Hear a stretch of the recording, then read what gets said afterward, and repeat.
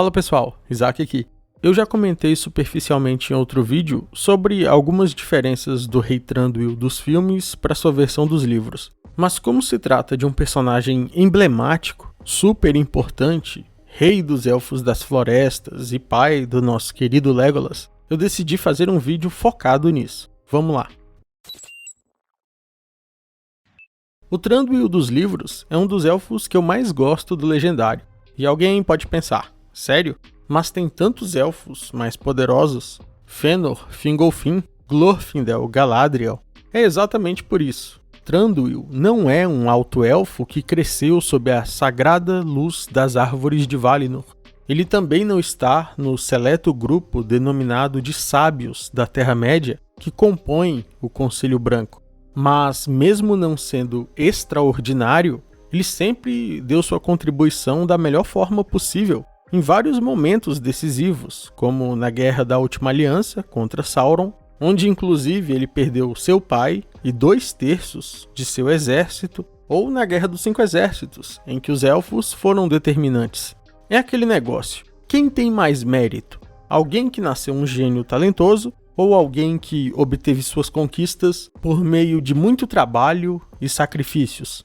Mas em relação ao Thranduil dos filmes, então, não é que eu não goste da versão cinematográfica dele. Na verdade, eu considero que o ator que o interpreta, Lee Pace, fez um trabalho magnífico. Inclusive, eu já mencionei em outros vídeos que a aura élfica que Lee Pace transmite ao interpretar Thranduil me faz o enxergar como o elfo com mais cara de elfo de todos os filmes de Peter Jackson. Mas a principal diferença do Thranduil dos filmes para o dos livros está na arrogância extrema. Por exemplo, quando ele ajuda os refugiados nos filmes, Bard vem, com toda a humildade, agradecê-lo. E a resposta é essa. Vocês me salvaram. Eu não sei como agradecer. Sua gratidão é equivocada. Eu não vim até aqui por vocês. Eu até entendo Peter Jackson ter criado uma rivalidade entre Thranduil e os anões, já que isso daria uma dinâmica maior para os filmes. Também podemos entender que isso faz referência à rivalidade ancestral entre as duas raças, que remonta lá quando os anões assassinaram o elfo Elufingol.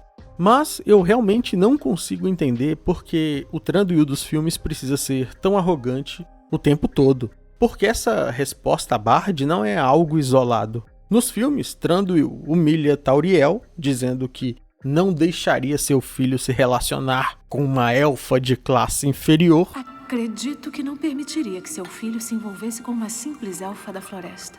Não, tem razão. Não permitiria. E a cereja do bolo é ele assistir de maneira talvez até sádica, praticamente sentindo prazer na desgraça dos anões que estavam em situação de extrema necessidade por causa do dragão. Ele vira as costas e vai embora sem oferecer o mínimo de ajuda. Ei, ajudem-nos! Nenhuma ajuda veio dos elfos naquele dia. E em nenhum dia desde então. Essa atitude é tão moralmente reprovável que se encaixaria mais num vilão. Acontece que já temos um vilão na trilogia do Hobbit. Ele se chama Azog, e não Thranduil.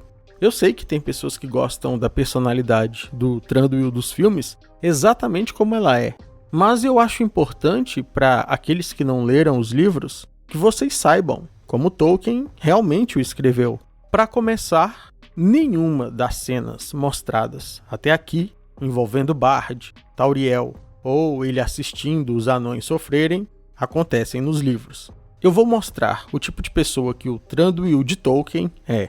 Quando as notícias de que o dragão Smaug havia morrido e os tesouros da Montanha Solitária estavam agora desprotegidos, iniciou-se uma corrida pelo tesouro. Tolkien diz que, desde as florestas até as cavernas dos orcs, a notícia havia se espalhado, e havia uma acirrada disputa para ver quem ficaria com os tesouros. O rei Thranduil, então, iniciou a marcha junto de seu exército élfico. Mas quando ele recebeu um pedido de socorro de Bard e soube que o dragão havia devastado a cidade do lago, bem como que havia um monte de gente desabrigada, ele decidiu desviar seu caminho. Vejam bem, Thranduil sabia que desviar o caminho muito provavelmente significaria abrir mão do tesouro. Mas, mesmo assim, ele priorizou a vida dos refugiados humanos. Aspas para o Hobbit. Agora, por toda parte ouviam-se conversas a respeito do vasto tesouro que agora não era guardado por ninguém. Pela Floresta das Trevas, a notícia se espalhava. Smaug está morto. A notícia havia passado para o oeste, através dos pinheirais das montanhas enevoadas. Beorn a receber em sua casa de madeira e os orcs em suas cavernas. Mas o rei, quando recebeu os pedidos de Bard, teve misericórdia, pois era o senhor de um povo bondoso e gentil. Então, mudando o rumo de sua marcha, que a princípio se dirigia para a montanha, apressava-se agora rio abaixo, rumo ao Lago Comprido. Não tinha barcos ou jangadas em número suficiente para o seu exército. Então foram obrigados a seguir um caminho mais lento, a pé. No entanto, uma grande quantidade de mantimentos foi enviada na frente, pela água. Com as mulheres, crianças, velhos e incapacitados, ficaram alguns artesãos e muitos elfos habilidosos, e ocuparam-se derrubando árvores e coletando a madeira enviada da floresta. Começaram depois a erguer muitas cabanas perto da margem, como proteção contra o inverno iminente. Se o vídeo acabasse aqui, vocês já teriam percebido que a personalidade do Thranduil é bem diferente. Nos livros, ele prioriza as vidas humanas. Nos filmes, ele faz questão de verbalizar para Bard que essa não era a preocupação principal dele. Mas Thranduil desviar seu caminho nos livros para ajudar os refugiados demonstra outras coisas também, como, por exemplo, que ele não valoriza somente a vida dos elfos. Nos filmes ele é retratado como alguém extremamente isolacionista.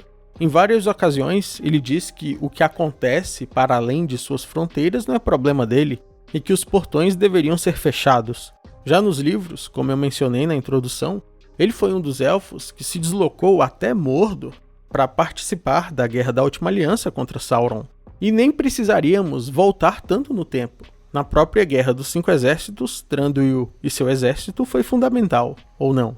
Essas são provas irrefutáveis de que Thranduil não era alheio às ameaças globais para além de suas fronteiras, e estava sim disposto a lutar por um bem maior. Outros fatos interessantes que não são mostrados nos filmes, mas que demonstram o tipo de caráter dele são os seguintes. A espada de Thorin, Orcrist, foi confiscada pelos elfos quando os anões foram presos em seu reino. Nos filmes, Thorin consegue reavê-la, mas nos livros não. Ele passa a utilizar outra arma no lugar.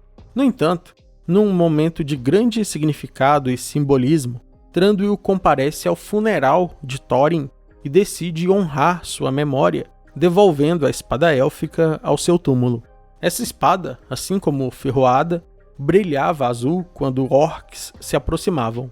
Assim, a espada devolvida por Thranduil foi recebida pelos anões com grande satisfação, e Tolkien diz que isso se tornou um legado, e que jamais o reino de Erebor seria pego desprevenido novamente por seus inimigos.